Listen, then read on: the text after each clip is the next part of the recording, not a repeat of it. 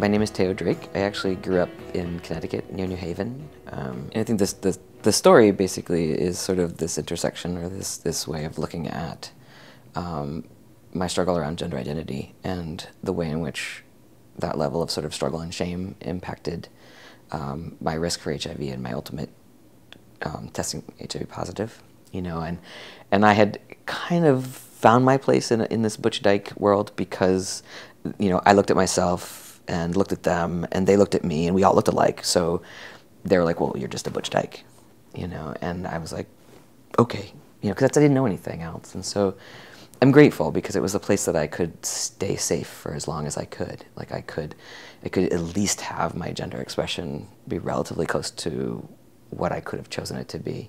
And I did that for a while. And around age 28, I had gotten involved with a woman that was struggling herself, and I had gotten into a relationship that was physically violent. And like most abusers, they are able to figure out what exactly is your point of pain. And my gender was the thing that you could go after to shatter my core, and that's one of the things she did. And so here was this woman who was HIV positive, and it, you know, it just didn't occur to me that I could say no. It didn't occur to me that I could ask for protection. It didn't occur to me that there were certain things I could not do.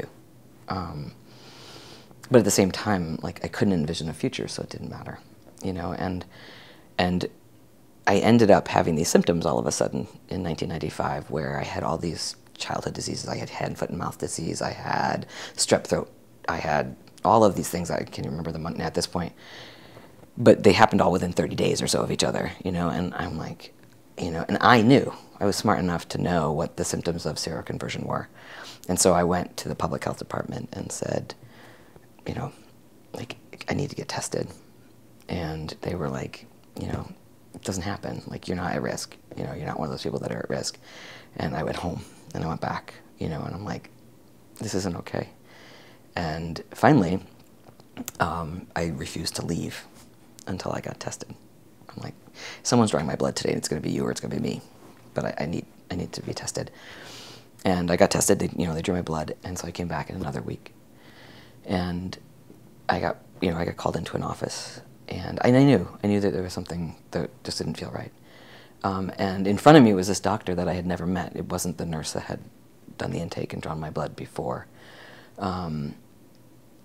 and she never looked at me. She looked at the paperwork and said, "Your test came back positive. What you told us couldn't have been true of what your risk factors were." And I was like, you know, and I remember thinking, like, it was like all of a sudden she was at like a football field away, you know, and I couldn't even hear, you know, what she was saying. And I left. I left without resources. I left without a connection to a doctor. I left, you know, not on my own accord. I mean, they just kind of sent me out the door. And so I went home, and I didn't tell anyone. I didn't tell my closest friends. I didn't call my parents. Had I been diagnosed with cancer, I would have called. Like, there wouldn't have been this thing that I had done something wrong. And I didn't tell anyone for a while. And I didn't see a doctor. I didn't do anything. I rapidly went from being HIV positive to an AIDS diagnosis and 33 T cells, and my viral load off the charts. It was unmeasurable. And I couldn't tolerate the medication, and I had no will to tolerate the medication. You know, I think tolerating side effects means that you have to want to tolerate the side effects, and then I just couldn't imagine myself as an old woman, so why would I bother? You know, and it was quickly getting ready to die. I thought that was what was going to happen, and I just think I got angry enough that I was like, I'll be damned if I'm going to die this way, and I'll be damned if I'm going to get buried a girl, you know. And so I chose to begin the process of gender transition. I had a great therapist who kind of kept reminding me that that was on the table, even when I ran from it. And in 2002, I started testosterone. And as I started to transition and testosterone took its effect, and I started to look like myself, and the world started to not be so difficult for me to navigate, there became these places of ease. And in those places of ease, there became a lot of sadness and a lot of poignancy. You know, there was joy, and at the same time, I was fully aware of everything I had lost.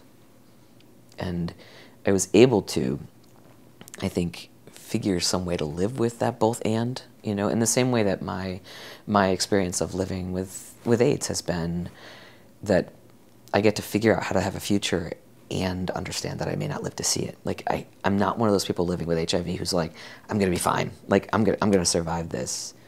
And I'm not one of those people living with HIV who's lived with this, it's hopeless, it's useless. Like I have figured out some spiritual way to live with both, and that two competing things can be true at the same time.